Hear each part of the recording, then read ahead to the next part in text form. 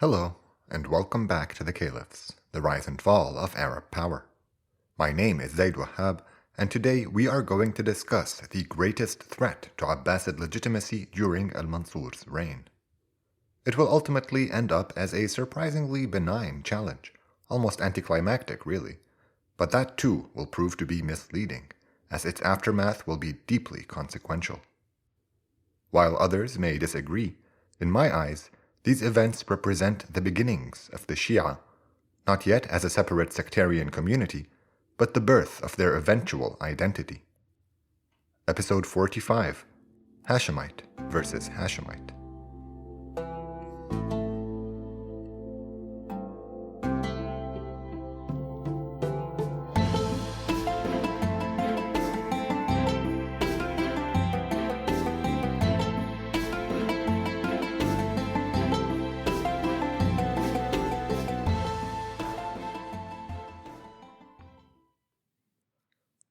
Now that we've covered it in some detail, I'm sure you will agree that the switch from Umayyad to Abbasid was more than a simple change in leadership. What I mean is, while there were surely many differences between the dynasties which had ruled the Roman Empire, I'm not sure anyone would seriously argue that each represented the beginning of a new political project.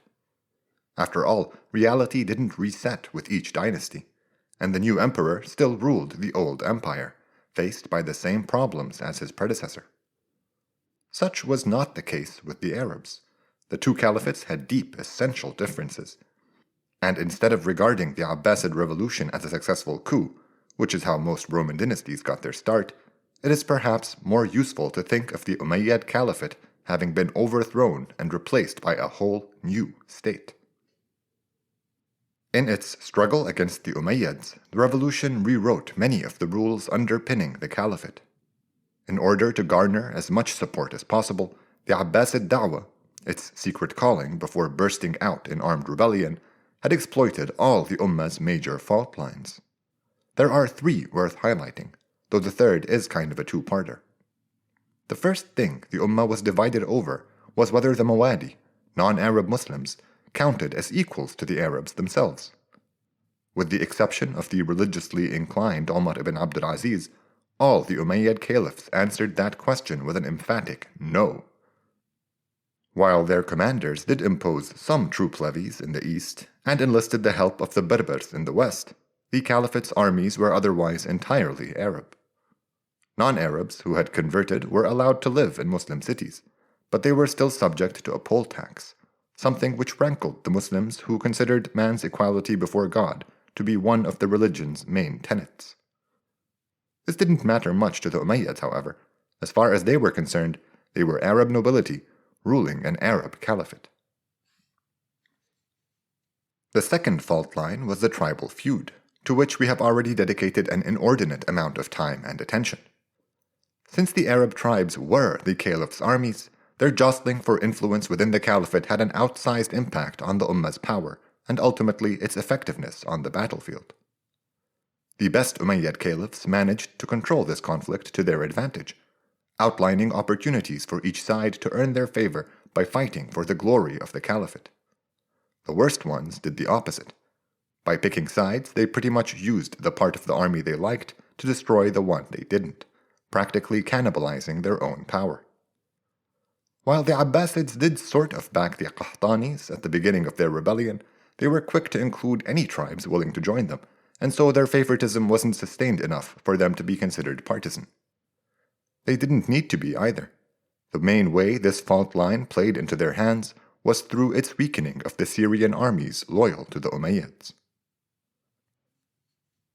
Before we cover the third fault line, the true focus of this episode, let's recount how the Abbasid revolution took advantage of these divisions I just mentioned when it rose up against the Umayyads. The Dawah first succeeded in the east, where the question of Arab-non-Arab equity was a major issue.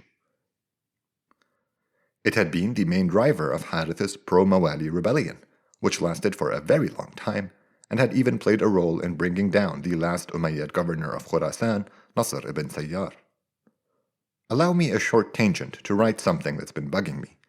I failed to mention this in the episode we had on Nasr, but soon after taking power, he prohibited the taxation of non-Arab Muslims, which was a huge part of why he was so popular in the East. His reforms were straightforward and simple. Muslims no longer paid a poll tax regardless of their ethnicity, but everyone now had to pay a land tax. This fulfilled the Mawali's aspirations of being regarded as equals within the Ummah, and it didn't inconvenience the Arabs at all, because so few of them owned land anyway. He thus satisfied both parties with the added bonus of not diluting his tax base, a solution so elegant and obvious that it left me wondering why none of his predecessors had stumbled upon it. But let's return to the Abbasid revolution and its exploitation of the Ummah's divisions. Having been midwifed by Abu Muslim al-Khurasani, the Da'wah was clearly on the side of ethnic equality, something which gave it an overwhelming appeal in the East. In relying on the support of the Mawali, Abu Muslim created the forces that would come to be referred to as the Khurasaniyya, non-Arab soldiers loyal to the revolutionary movement. They bested the tribally divided armies that had been levied against them by the Umayyads, first by Kufa, and then at the fateful battle by the river Zab. The success of the Khurasaniyya meant that the Arabs no longer held a monopoly on military might, and the caliph didn't need to keep their tribal elders happy any longer. This was the transformation which had truly extinguished the tribal feud. The whole thing was just coalitions of tribes trying to make sure they were more influential within the caliphate than their rivals. Now that the caliph had other options, nobody was indispensable, and any tribe that stepped out of line or tried to start something got what was coming to it. So the Umayyads had run an Arab caliphate, while the Abbasids intended to rule a Muslim one, without relying on any single ethnicity. This, in a sense, socially demoted the Arabs and relegated the importance of their internal dynamics, the tribal rift. See how changed the Ummah was already? And we haven't even gotten to the third fault line, the one I said would be a two-parter. Pay attention now, because our episode is going to get started any minute. Ever since before the dynastic age, and starting with Muawiyah ibn Abi Sufyan, the Umayyads had relied on the Syrian tribes to do their bidding on the battlefield. During the first fitna, their forces kept Muawiyah in his position as governor and helped him become caliph after they faced off against their Iraqi opponents time and again. I'm taking us all the way back to the first fitna because it has the seeds of both parts of the third fault line I've been working us up to. One part was the Syrian versus Iraqi dynamic, and the other was the Umayyad versus Hashemite one. If you recall, back then the Iraqis were on the side of the Hashemite Ali bin Abi Talib, whom many saw as the legitimate heir to the Prophet's legacy. Unlike the other two divisions within the Ummah, which led to sporadic uprisings whenever their tensions were inflamed, this fault line has lain dormant for the past few decades in our narrative. To publicly support the Hashemites in the Umayyad Caliphate was a crime, and the clan was literally cursed during all 5 prayers at every public mosque. The Iraqis continued to show resistance during the second fitna and even into Abdul Malik's reign, but they were brutalized into submission by his governor al-Hajjaj. They endured other terribly cruel overlords afterwards, though none end up as bloodstained in Arab history as al-Hajjaj. He was also the one who built the fortified city of Al-Wasit between Basra and Kufa and filled it with a Syrian garrison. He and all the governors that succeeded him used it to subjugate and control the Iraqis, formalizing their subservience within the Ummah. This humiliation all ended with the Abbasid revolution. The Iraqis were eager champions of the movement after it reached them from Khurasan. The city of Kufa actually erupted in a pro-Abbasid Qahtani rebellion just before the Da'wah won its battle against the city's last Umayyad governor. They quickly pledged to al-Saffah when he first emerged from hiding in Kufa, and many went on to join his uncle's armies to fight against the Umayyads at the Zab. The Abbasid caliphs recognized and rewarded this attitude by making their courts in Iraq, which kept them close to its people and helped them stay connected to the lands of the East, lands which had proven far more instrumental to the caliphate's power and fortunes than the Umayyads had understood. So broadly, and only kinda, the Umayyad Caliphate was Arab and based in Syria, and the Abbasid Caliphate was Muslim and based in Iraq. This leaves us with one final tension within the Ummah, the matter of Hashemite support, our true subject of interest for today. The Umayyads had persecuted anyone reckless enough to proclaim their support for the Hashemites, not to mention killing the sons of Ali bin Abi Talib between the first and second fitnas. The clan was savaged so thoroughly by them that its survivors turned entirely apolitical, even staying away from endorsing any of the other uprisings against Umayyad rule. Some Hashemite supporters in Iraq and further east sometimes rebelled in their name, but no actual Hashemites were implicated in any of these uprisings. Not until the rebellion of Zayd ibn Ali late in Hisham's reign. Even then, Ja'far as-Sadiq, the clan's leader, refused to endorse his uncle's movement, adhering instead to the apolitical stance established by his predecessors. Ever since the rise of Islam, only those directly descended from the Prophet had become leaders of the Hashemite clan. After Ali bin Abi Talib came his two sons from the Prophet's daughter, first Al-Hasan, then Al-Husayn. After the tragic massacre of Al-Husayn at Karbala, he was succeeded by his only surviving son, Ali Zayn al-Abidin. Zayn al-Abidin was widely respected for his religious acumen, as was his son Muhammad al-Baqir, then his son after him, Ja'far as-Sadiq. Each of these men was regarded as among the utmost religious scholars of his generation, and the last of the three, Ja'far, took things to another level altogether. Beyond simply learning, keeping, and transmitting religious knowledge, he developed entire frameworks for jurisprudence and the legal application of revelation. This kicked off a whole range of religious/intellectual activity within the Ummah. The transcription and authentication of Sunnat Rasulullah, the sayings and deeds of the Prophet, became an immediate concern now that there was a way, nay, an obligation, to use this material to govern and adjudicate matters for a whole society. I won't pretend to be able to fully appreciate Ja'far's contribution, but consider this. Not only are his religious opinions the bases for the entirety of Shia religious law, but also, of the four schools of thought accepted as orthodox Sunni Islam, two were founded by direct students of his, and the other two by students of theirs. Even in the esteemed company of his ancestors, Ja'far as-Sadiq towers as an intellectual giant. The children of Husayn's older brother, Al-Hasan, who could also claim descent from the Prophet, were similarly highly regarded within the tribe, and they too were known for their piety. If the Husayni branch was considered more religious, it wasn't because of some inherent superiority, but since the Hassanis had not endured a massacre, they were more numerous than their cousins, and so were into all sorts of things beyond religious education. There wasn't any hostility between the two branches or anything, but the way family dynamics worked in a tribal context meant that each would have its own elders, who would confer when it was time for the clan to come together for a decision. Consider this a very rough sketch of how decision-making happens in these contexts. Take it for what it's worth. So while both the Hassani and Husayni branches of the Hashemite clan were highly regarded for their descent from the Prophet, the Husayni branch was the more priestly of the two, and that's why I've been calling its elders the clan leaders. Really though, I shouldn't use the term clan leader. It implies a kind of unity which is entirely absent from the Hashemites during the events we'll be discussing today.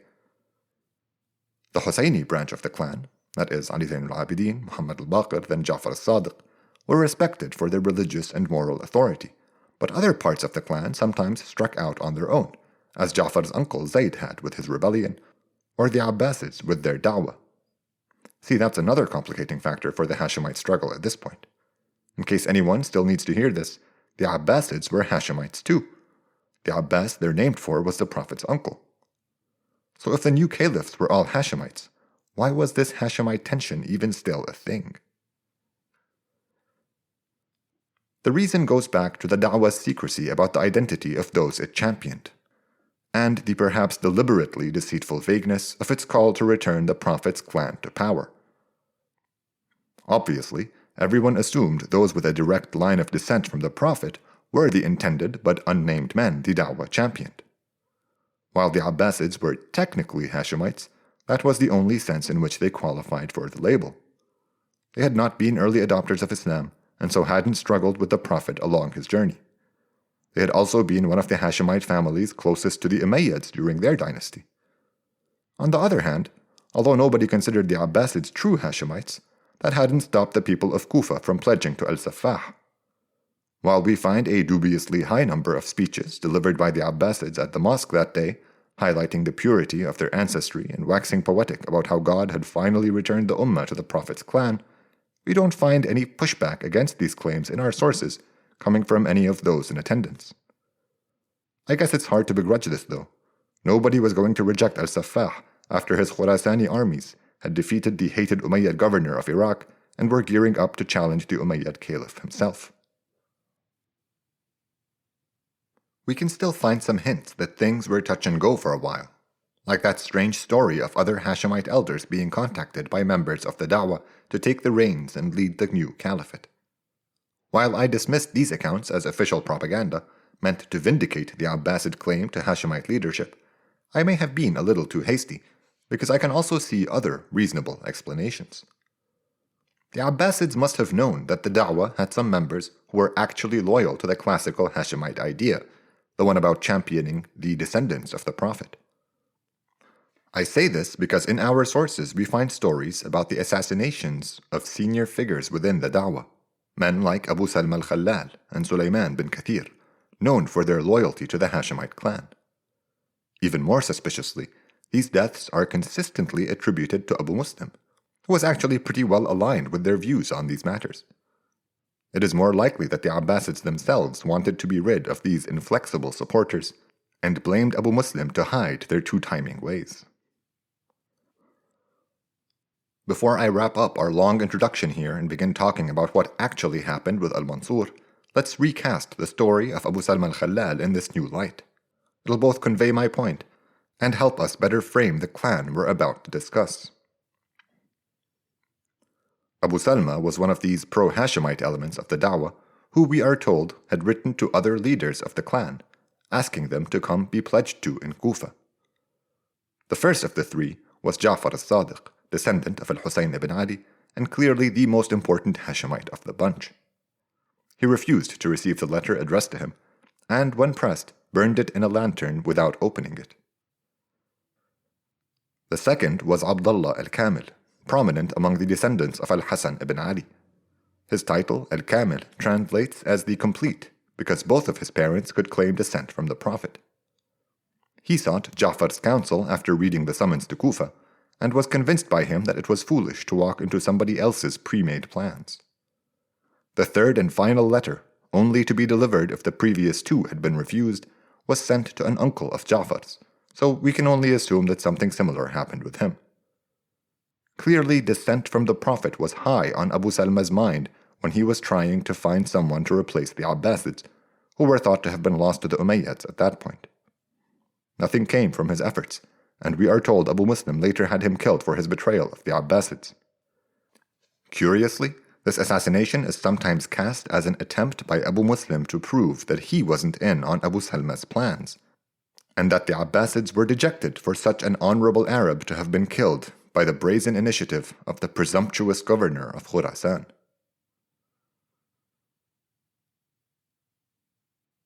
I suppose we've now introduced enough about the clan to proceed with our narrative.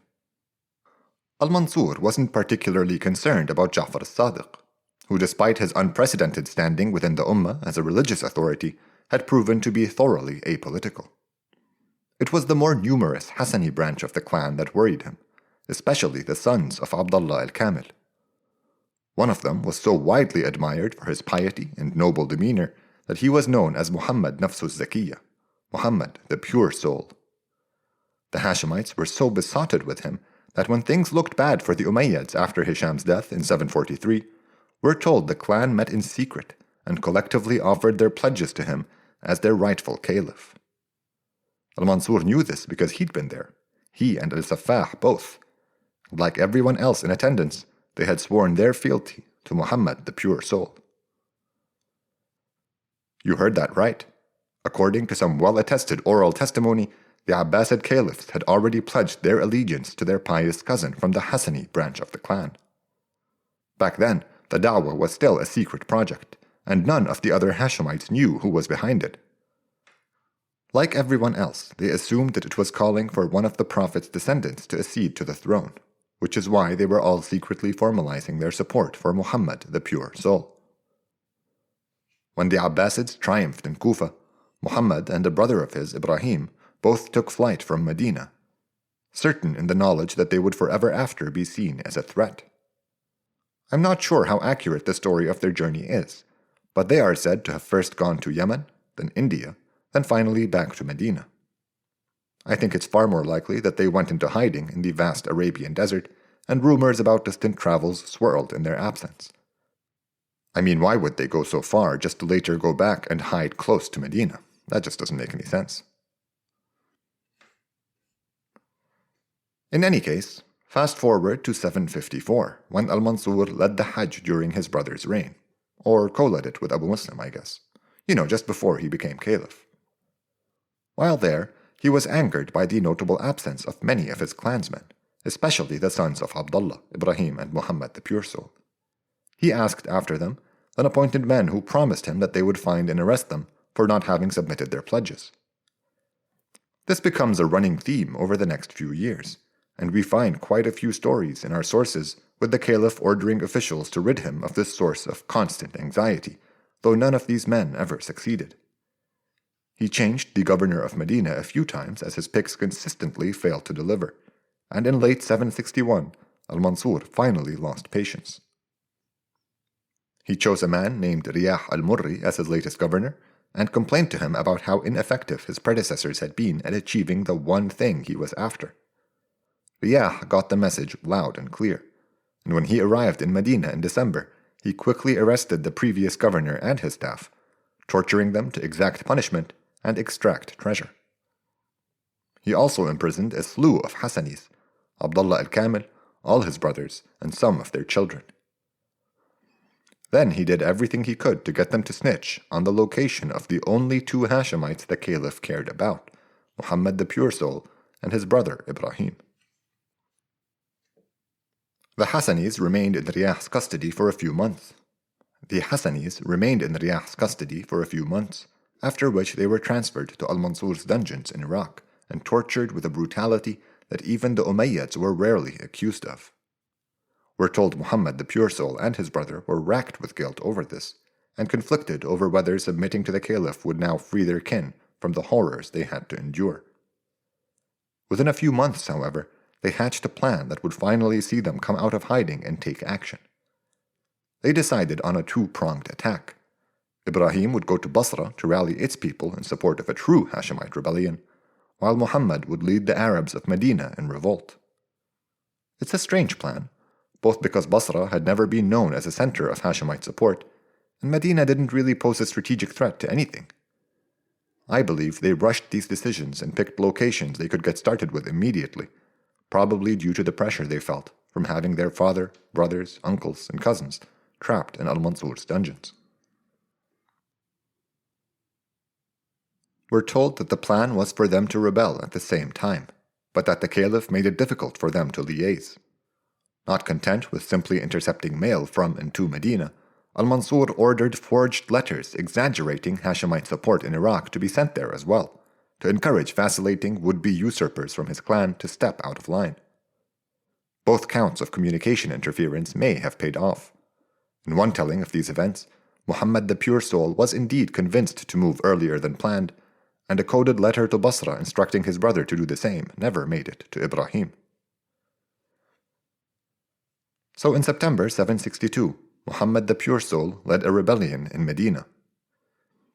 Its religiously inclined population all joined him enthusiastically, and he won the city in a bloodless coup. Or almost bloodless. One of his earliest orders was the execution of the hated governor, Riyah, who had imprisoned his kin.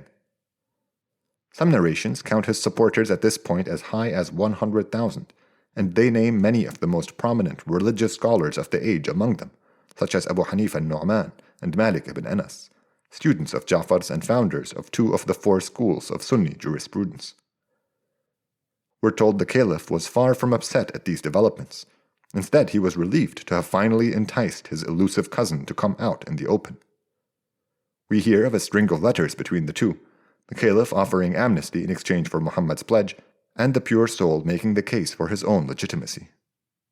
These letters don't go anywhere, but in them we find some of the best articulations of this intra-Hashemite struggle. Despite the strong start in Medina, nothing else went right for Muhammad's rebellion. Instead of receiving support from a parallel movement led by his brother in Basra, Medina was quickly surrounded by the Caliph's armies and cut off from the rest of the Caliphate. Mansur sent his cousin and heir apparent, Isa ibn Musa, to lead the military response. Muhammad, the pure soul, urged his supporters to dig a trench around the city, a tactic used by the Prophet when he defended his ummah against the much larger Qurayshi alliance back in the day. But Isa didn't need to attack to crush this movement. He simply embargoed the city, withholding its crucial grain imports from Egypt, then wrote to its elders promising them amnesty if they abandoned their cause. It took less than a month, the month of Ramadan incidentally, to whittle Muhammad's support down from tens of thousands to mere hundreds. In early December, about halfway into the holy month, after Muhammad had only about 300 supporters left, the Abbasid army of 4,000 attacked and massacred the rebels in Medina. Ibrahim had begun secretly collecting pledges for his brother the Pure Soul as soon as the two had hatched their plans. As usual, there's plenty of disagreement in our sources, and some accounts claim Ibrahim went far and wide in search of support, passing by every Iraqi city except Kufa, where the Abbasids were based, before he settled in his original destination of Basra. I don't buy these narrations. He didn't really have the time for a tour like that. And I think they're just trying to preempt the question of his instant success in Basra. Its population was surprisingly receptive, and the ranks of his supporters swelled larger every day. It was at the holiday celebrating the end of Ramadan, Eid al-Fitr, that he suddenly learned of all that had gone down in Medina, and his brother's martyrdom against Isa ibn Musa's forces about 10 days earlier. He gave a fiery speech at the mosque in which he declared open war. Here too he met with unexpected success, winning a string of unlikely victories against the Caliphate. His first army out of Basra managed to take the fortified canton of Wasit, halfway between the city and Kufa. And the men he sent east to southern Iran and Faris swiftly unseated al-Mansur's agents. Even Khazim ibn Khuzaymah failed to blunt their assault when he led 4,000 men against these rebels, a first for the undefeated commander. Ibrahim's rapid success attracted pro-Hashemite defectors from everywhere, even Kufa, which until then had been a Abbasid capital of sorts. Ironically, this new influx of supporters is what brought down the nascent rebellion. These new allies were eager for Ibrahim to lead all his forces to Kufa for a showdown against the Abbasids. The Basrins were of the exact opposite opinion. They felt they had overextended themselves, and now was the time to negotiate with al-Mansur. Honestly, we're not even sure that disagreement between the Kufans and Basrins was what splintered Ibrahim's coalition. There's all sorts of material in our sources, but I had to pick something. Examples of other explanations include a propaganda war by al-Mansur which convinced Ibrahim's supporters that they were outnumbered, leading many to abandon him. Then there's the usual threats and promises approach, always a favorite, but it also explains why these rebels would think that al-Mansur would treat with them. What's clear is that the bigger the crowd grew, the less cohesive it became. It seems like Ibrahim's movement was filled not so much by avid believers in the Hashemite cause, but by different groups of dissidents, each with its own grudge against the new Abbasid regime. While Ibrahim's supporters were paralyzed with argument and indecision, the Caliph mobilized more forces to the region to properly address the ballooning threat. I wish we had reliable estimates for each side, but the conflicting accounts, so common during periods of civil strife, make it very difficult to be sure. The highest number I came across for Ibrahim's forces is a dubious 100,000, which will be nowhere to be found when push comes to shove. The unrealistically high number does, however, work with some other stories we find about men streaming into Basra from across Iraq to join Ibrahim's movement, and how a panicked caliph was giving orders to kill anyone suspected of heading there. Forget factual accuracy. The point of these narrations, just like the earlier ones about Ibrahim going around Iraq before settling in Basra, is to convey that despite its infancy, this rebellion posed a real threat to the caliphate. So since 100,000 is too much, let's try a different estimation method. Mansur had assigned Isa ibn Musa as commander once again, and had given him 15 to 20,000 troops to lead the battle. Since the caliph was a reasonable man, we should assume that Ibrahim's overall forces were around the same size, perhaps a little bit smaller. Ibrahim eventually did decide to march on Kufa, and probably less than 15,000 men joined him. He met Isa's forces about 100 kilometers from the city, and while all accounts admit that Ibrahim won that battle, they disagree on how he was killed shortly after. Some say that a stray arrow hit him in the head as his opponents were withdrawing. Others that a quick second assault by the Abbasids surprised and bested his men. He died in February of 763, just 2 months after his brother. As a final cruelty, the caliph put Ibrahim's captive family, his own kin, to death in March of that year. He picked Eid al-Adha, the day of sacrifice, a day holy to Muslims, as their execution date, a profanity curiously repeated with Saddam Hussein in 2006. With Ibrahim's death came the end of the real Hashemite clan's struggle against al-Mansur, and no other rebellions would threaten the caliph for the rest of his long reign. Don't worry though, there will be plenty else to keep him busy, and we still have a few episodes on the man ahead of us. But the end of the pure soul and his brother still left one other prominent Hashemite standing, Ja'far as-Sadiq. Although this leader of the Husayni branch was famously apolitical, the caliph had attempted to get him to endorse the Abbasids earlier in his reign, but Ja'far had demurred and stayed out of it. Al-Mansur had once even summoned him to Iraq, but Ja'far resisted by citing copious amounts of religious material until the caliph relented. The fact that Ja'far could rebuff the caliph speaks to the power he must have held at the time. It wasn't military power or anything, but he had a huge following, numbering in the thousands. While his charisma and personal abilities were of course a huge part of that, it is helpful to keep in mind that he lived without the limitations imposed on his predecessors. No way would any Hashemite have been able to gain this much sway in the Umayyad Caliphate. But ever since the chaos of the Third Fitna, official authority seemed too remote to matter. Then the Abbasid revolution came along and swept all that away, and the new caliphs had to play nice with their kin since they were leaning on the Hashemite claim to the Prophet's legacy as part of the justification for their movement. That all changed in 763, of course, and the events we discussed today did leave an impression on Ja'far. He did make that trip to Iraq to personally pledge the caliph and assure him of his loyalty shortly afterwards. While we are told that al-Mansur preferred to keep him close, even offering him a position in his court, Ja'far managed to convince everyone that his place was in Medina, to where he was allowed to return within the year. Once there, he resumed his role as a religious educator and legal genius. His prominence never ebbed, and when he eventually died a few years later in 765, we find the usual rumors of his having been assassinated by the caliph, the same ones we heard about literally all of his predecessors. While I don't buy into them, they are another nod to how Ja'far's very existence was a threat to the caliph's legitimacy. After all, he was the most respected, most religious elder of his clan, and of paramount importance, he was directly descended from the Prophet himself. So to a tribally minded society like the Ummah, it made perfect sense that he was the one who should have been in charge. While Ja'far as-Sadiq was never a political or military threat to the caliph, some saw him as a new pole of authority within the Ummah.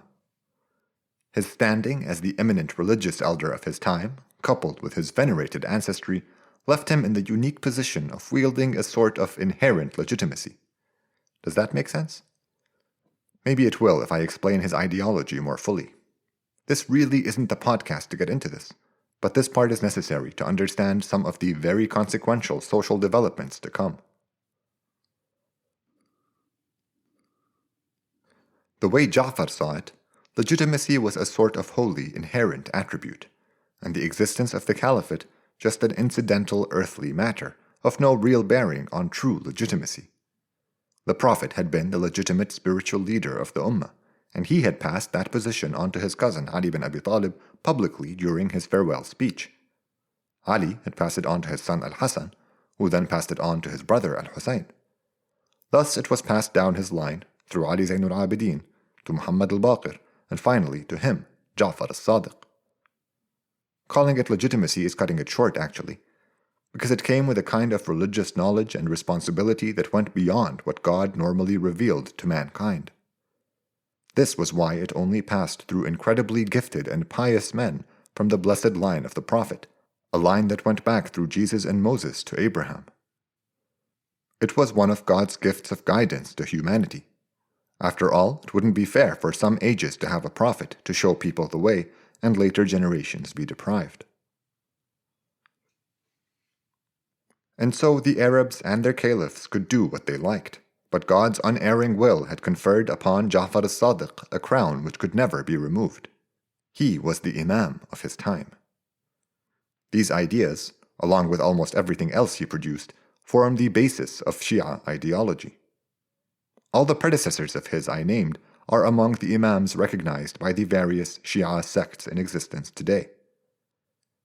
We find dissension right after Ja'far, though. I guess one of the drawbacks of having a large following is that it almost always splinters when it comes to succession. But those conflicts will only prove important further down the line, so we can leave them be for now. While Shi'ism is popularly considered the championing of the sons of Ali bin Abi Talib, it would be more accurate to call it adherence to the thought of Ja'far as-Sadiq. After all, we find two of the four founders of Sunni schools of thought, Abu Hanifa al-Nu'man and Malik ibn Anas, supporting Muhammad the Pure Soul during his rebellion. So it wasn't trying to get the Prophet's descendants to rule the caliphate that was Shia. It was believing that the Imams were the true leaders to look towards, no matter what position they held within the caliphate. This framework thus finds a new path to power by subsuming the political within the religious, a priestly revenge on an impenitent ummah. Before I end for the day, I just want to remind listeners that the controversial nature of the stuff we talked about makes it difficult to be sure of the history. The Hashemite struggle has always been one of the issues which generate the most commentary in our sources. Despite how eventful al-Mansur's reign was otherwise, this affair with the Hassani brothers represents a good chunk of the material we find during his reign. I am also quite unqualified to be describing Ja'far's ideology to anyone. Religious matters like these can be sensitive, so I mostly relied on quotes and books I found on the subject. I would have avoided delving into it altogether if I could, but the man is to Islamic legal theory what Newton is to science, so there was really no way around it. We're not even done with him yet, he's that important to Arab history. But we're done for today. Join me next time for more on al-Mansur, here on the Caliphs, the rise and fall of Arab power.